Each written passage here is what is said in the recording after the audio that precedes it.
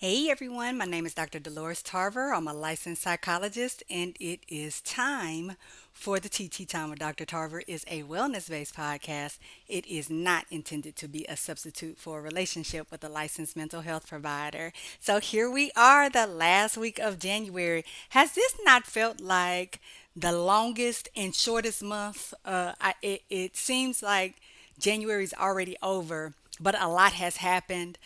And that tends to be the case, I think, in general, this time of year, coming back off of the holidays. But also, we're coming from inauguration that happened last week. There's been a lot of snow and rain and fires. So, just I think we're dealing with a lot of things, bird flu. We are dealing with autoimmune viruses. We are dealing with respiratory viruses, stomach viruses. It just seems like a lot kind of hit us coming out of the holiday season. And so you are probably at a time in your life where you are thinking like, hey, am I with those goals I established? That has been our series for this month, being able to learn strategies to save us from sabotage because we often have difficulty being able to consistently follow a plan and reach our goals. And we find ourselves at the end of the year saying, here's yet another year where I didn't accomplish the things that I set out to do. In week one, we talked about the importance of sleep. In week two, we discussed our difficulty being told what to do, our challenges with receiving that constructive feedback sometimes. Week three, which was last week, my favorite, ain't nobody got time for that, as we were talking about just that. When we're looking at time and how we're showing up and investing our time. And truth be told, sometimes we're not necessarily doing the best job of time management, which is why we're not reaching our goals. So you're at that point now where you are thinking about, or if you have not, you will at some point soon. That goal you made. Are you still going to the gym? You got that membership to the gym? Are you going to the gym, or have you fallen off? Did you fall off during that period of inclement weather, and now you have had a hard time getting back to going to the gym again? Did you have that goal for writing that book, and you were super excited, did some seminars, went to a writing class, went to a writing retreat, and now life has picked back up and you find that you haven't picked that book up in a while? Did you make that goal of setting some healthy boundaries for yourself with regard to your time management, with regard to relationships, with you leaving that job on time, you being able to start that entrepreneurship opportunity? Are you finding yourself falling back into some old patterns? Well, you're not alone. 'Tis the season. We say that often, and particularly the gym people, the regulars will joke, we can't wait for January to be over. So you guys go on and fall on off and we can have the gym back. Truth be told, within those first few weeks, oftentimes we're already off track. Why is that so? We're going to talk a little bit today about the establishment of habits, good habits, and those habits that take us away from our goal. One of the things that I will tell you, whatever you practice will be the thing that you revert back to. That will be the thing that you utilize. That will be the thing that gets your time and attention. And so we have to ask ourselves, what are we practicing? So you may find yourself trying to take a break from social media. That tends to be a very common goal for people. Dry January is dry for a lot of reasons. It's dry because I'm not on social media. It could be dry because I'm not drinking any alcohol. It could be dry because these relationships that weren't conducive to me having healthy balance, being able to be the best representation of myself, I've ended them. And so what ends up happening is, and you may have experienced this, particularly if you're in that place of setting boundaries in relationships or ending relationships altogether, is that people will start creeping back. people will start reaching out. You may have already received some text messages. You might have received some reach outs on various apps, particularly if you took a break from social media. They can't get you on there, so they might be looking for other ways to try to connect. You might have even received an email for someone who is wondering, are you going to maintain that boundary that you set? You've got that good grand rising text already, because we have a tendency to block but then unblock to see if people are in fact reaching out, and then we tell ourselves, I'm strong enough, I don't need to block them, and then here they go having an entryway, or I didn't block you on all forms of communication. And so you're able to reach out to me on that Snapchat, or you're able to go through my friend, who will then message me and reach out to me and share what you sent them. And that is because we have a tendency to fall back into old patterns. And so, most people who know us well, who have spent time with us, the folks we likely are trying to get away from, because they like when we are not at our best because it best benefits them, they recognize that oftentimes they can reel you back in. They just need that opening. So now is an opportunity to check.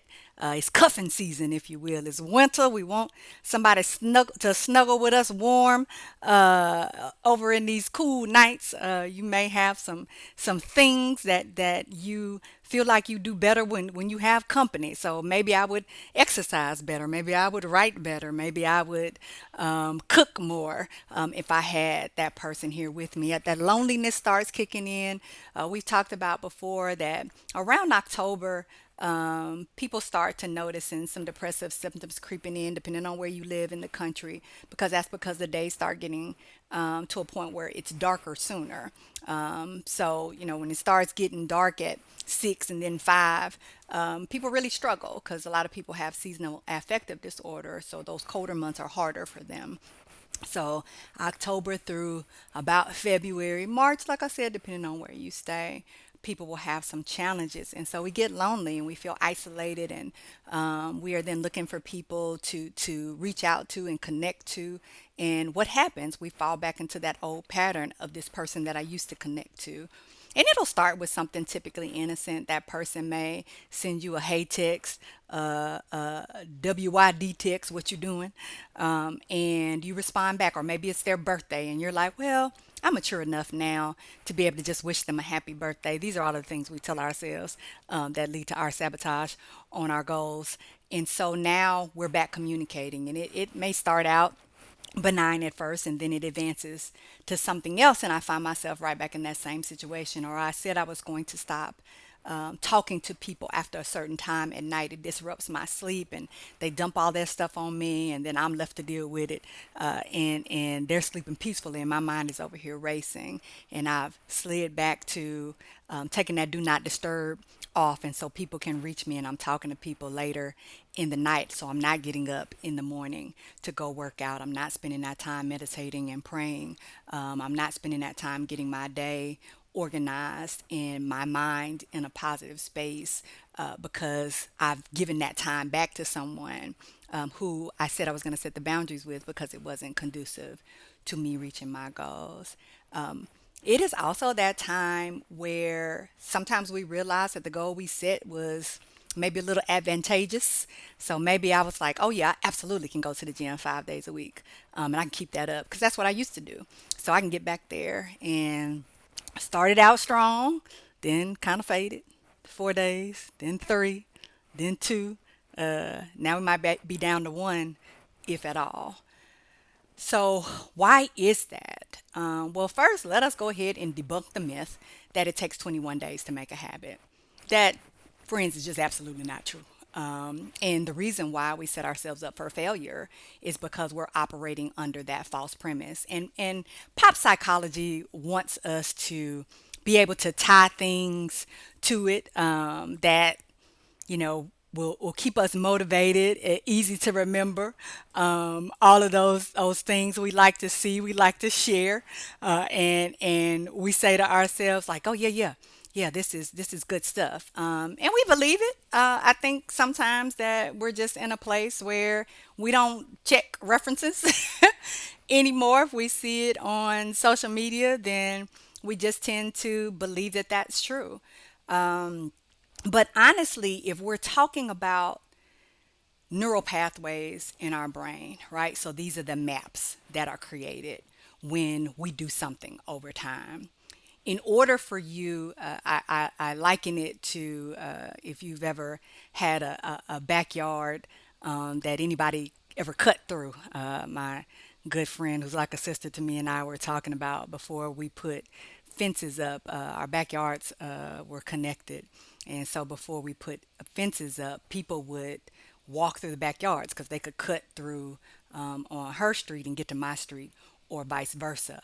And so our brain is like that too. So where you start wearing a path, eventually you can tell when people have been walking through because now the grass is worn.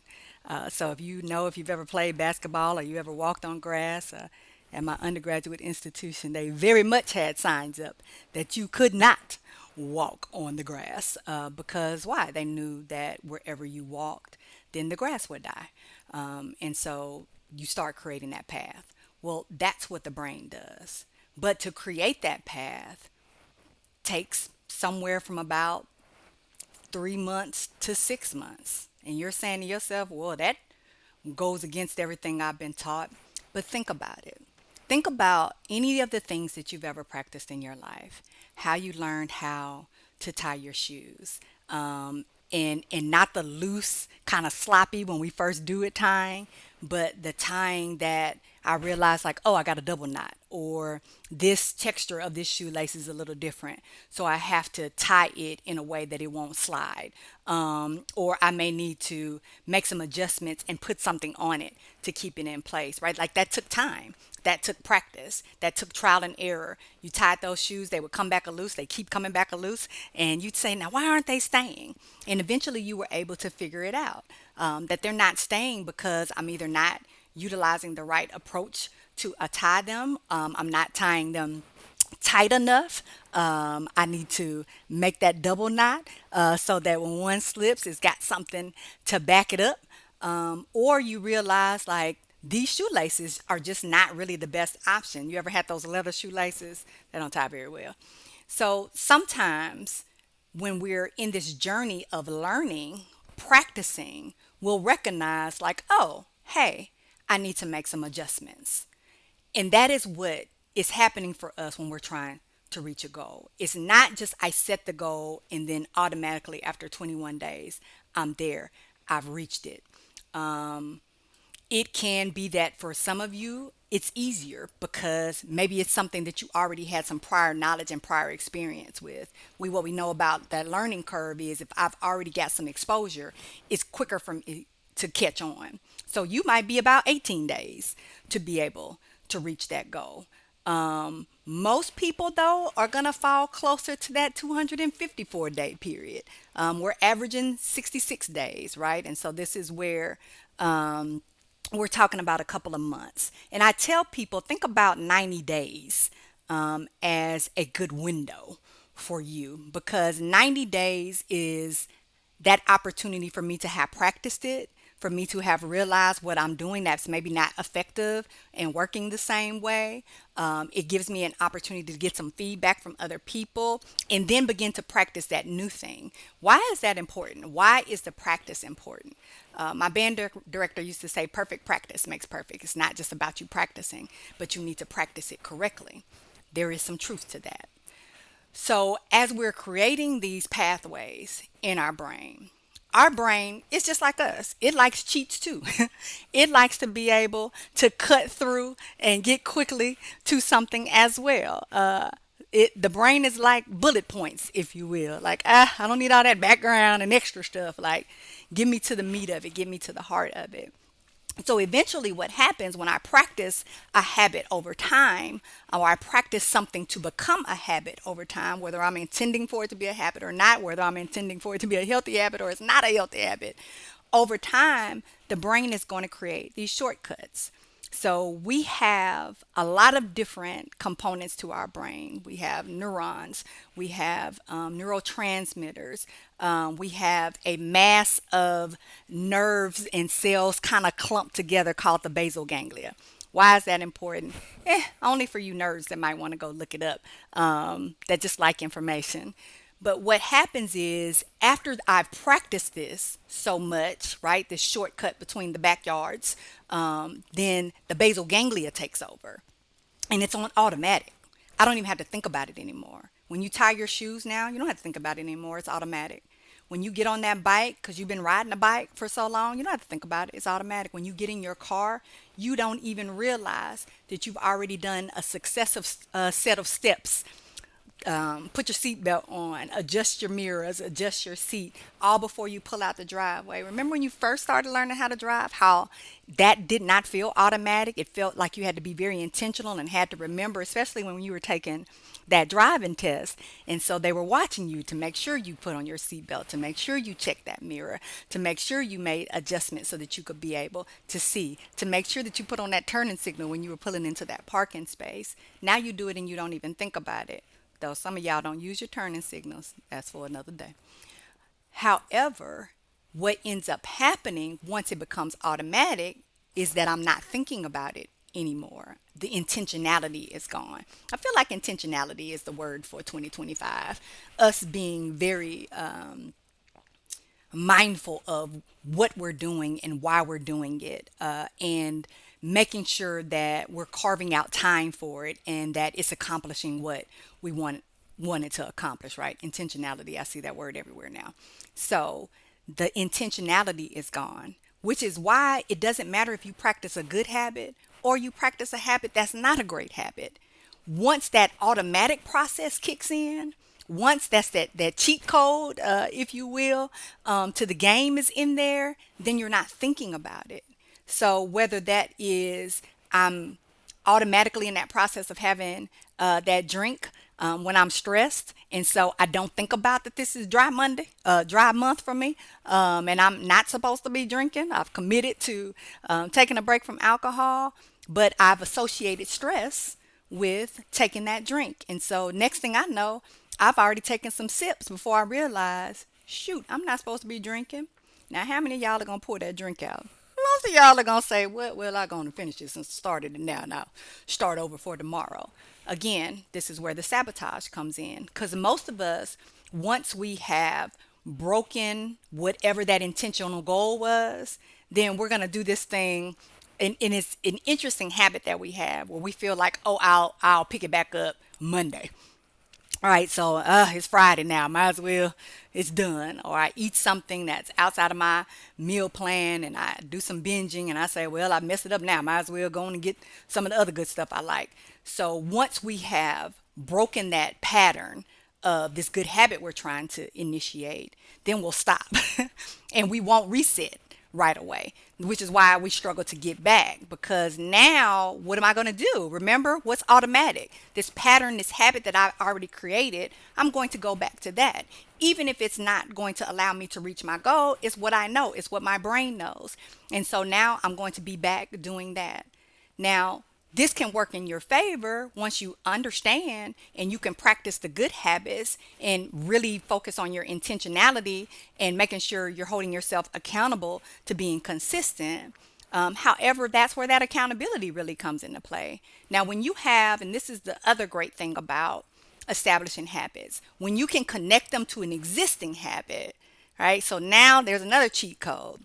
So if you're already doing really well with getting adequate rest, if you're already doing really well with your journaling, your mindfulness, your meditation, if you're already doing really well with getting your exercise in, you can link something that you're doing to help you be able to create faster that connection of this habit and this automatic process in your brain when you're trying to establish a new habit.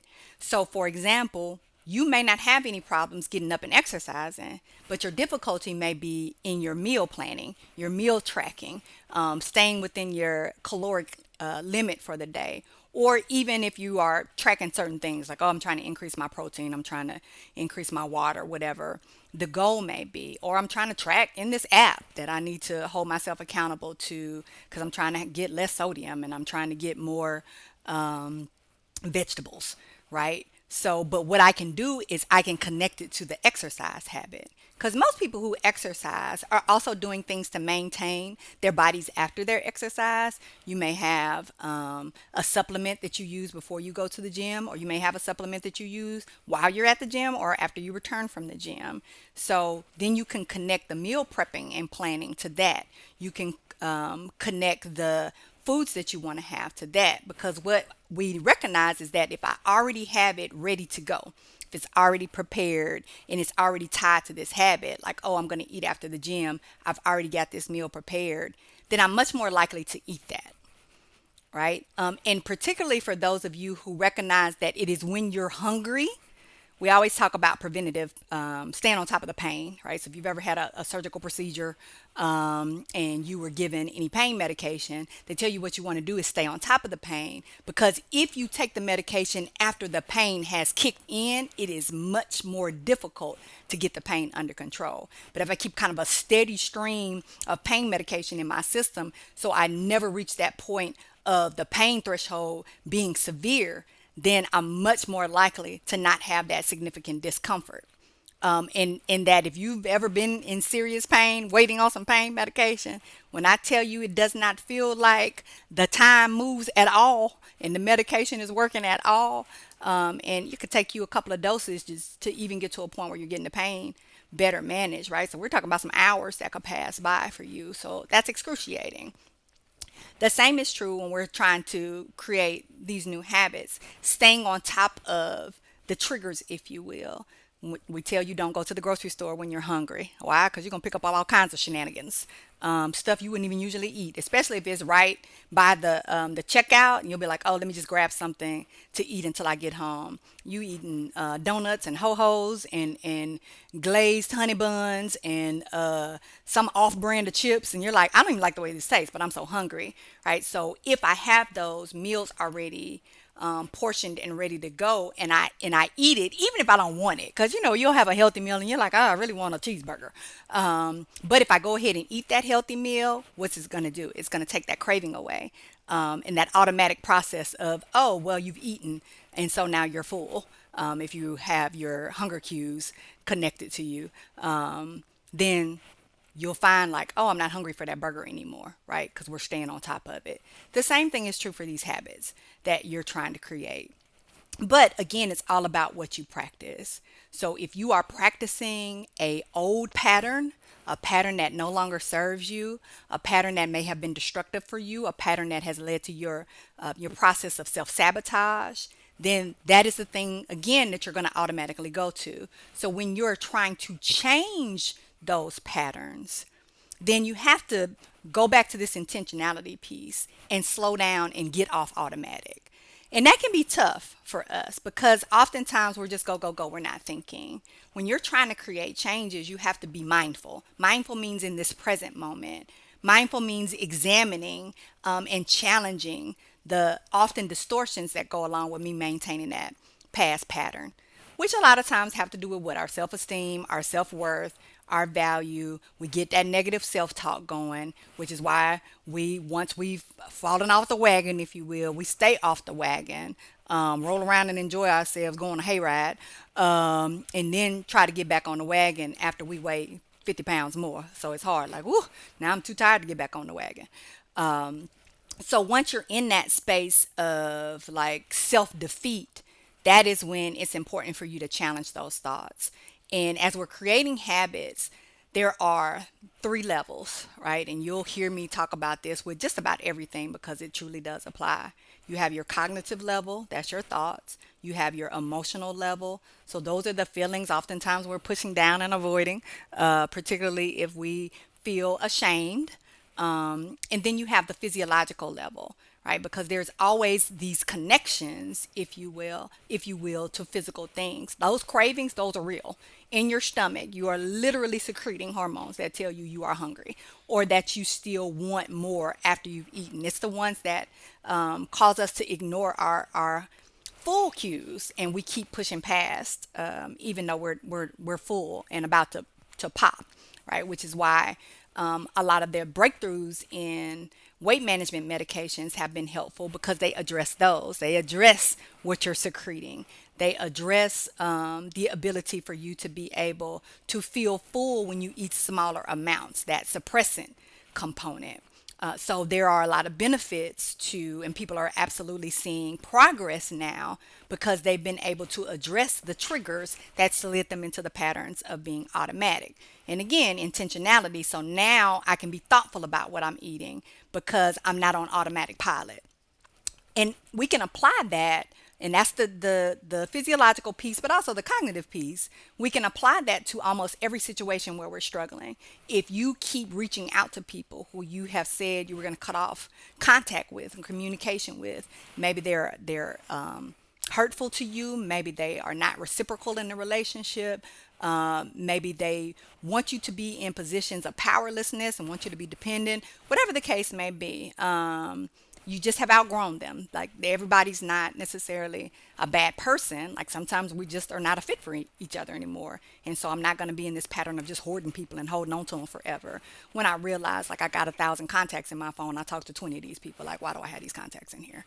So being able to be intentional about who is it that I want to have in my life, who is adding to my life, who is going to help me to be able to reach these goals, or who at the very least is going to be a positive support in my life. Right, so that intentionality piece, that's the cognitive piece, because it can help override the I'm lonely, I just want some company, just want some attention. Because again, you're practicing that bad habit. So I'm in that moment of, well, this is just temporary, but it's not, because remember, I've already created a pathway to this. So this is on automatic. So when I go back to that, it is not going to be temporary because this has already been established as something that's been a longer term kind of pattern, right? A habit again that I've had. And so if I want to break that, then I can't keep going back down that same path. Of course, that path will be easier for me to go through. I've already worn the path. There's no brush around. There's no trees, limbs, and anything. I can easily go through the path. I can see it because I've worn it already. But these new paths sometimes are a little more challenging because there are some things that I may be struggling with on this path that may be difficult for me to manage. And so then when it gets hard or frustrating or different, new, uncomfortable, then I will revert back. Right? So we want to be able to remind ourselves that one, just because it's new and a little uncomfortable, and sometimes a little more difficult, doesn't mean that it's not a good path. And two, we want to be able to remind ourselves that I have to keep in mind it could be up to 6 months of me really trying to create this habit because I'm trying to create a new path as opposed to using this path that's easier for me, that's more convenient for me. Not that it's better or healthier, but it's just what I know. And so breaking out of that, you have to give yourself some grace and some kindness in this journey, but also remembering, like, let me set myself up for success in creating this new habit by recognizing the triggers, by being able to identify alternative behaviors and ways for me to be able to manage that trigger. So I will tell you all that you are perfectly capable of creating new habits. You do have to practice them, and you have to practice them from, anywhere from 18, if it's something that's closely related that I've been able to do before, 18 days, to on the high end, closer to 300 days. So just being mindful of that sometimes it might be a year before you're able to consistently see a pattern. And that doesn't mean that you're behind or that you're messing up or that you won't get it and you're not capable. It means that this is a new path that I'm forging. And so it may be a little bit more work to create that path, right? So create your new paths, create your new habits, trust in your and believe in your abilities to be able to deal with that emotional discomfort and to be able to challenge those distortions in order for you to get where you want to be. Okay? Be well.